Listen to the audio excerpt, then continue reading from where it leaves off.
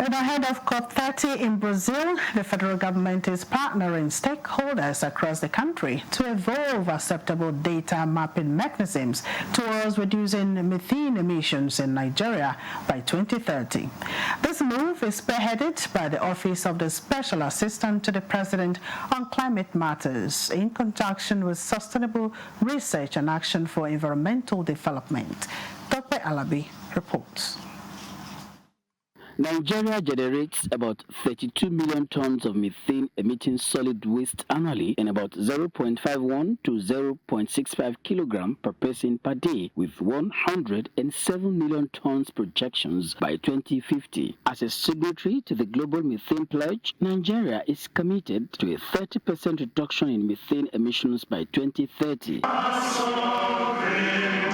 This inclusive stakeholders workshop highlights solid waste as an under-addressed source of methane, a coated greenhouse gas with a global warming potential 80 times more than that of carbon dioxide over a 20-year period. This event is designed to build upon those efforts by advancing coordination among key national stakeholders, reducing methane in landfills through improved waste segregation from the source.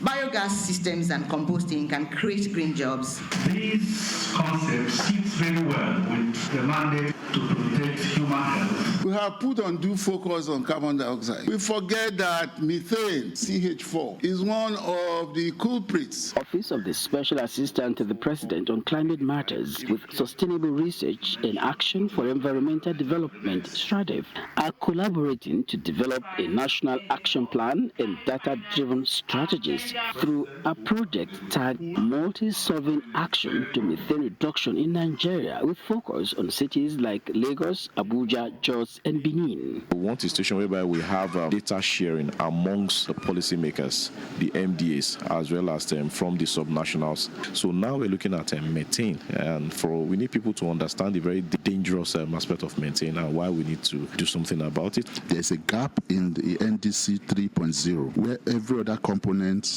that mitigates climate change has been incorporated. The solid waste sector contribution has not been captured in terms of lowering methane. So this is just to catalyze a first national action towards the process. Methane reductions is a low-hanging fruit. You cannot measure what you cannot control, and you cannot control what you cannot measure, so it's vice versa. We need to know exactly how much methane there is. Prioritizing methane emission reduction is crucial to this conversation, and mapping of climate actors will help in designing evidence-based interventions. In Abuja, Tope Alabi, NTA News.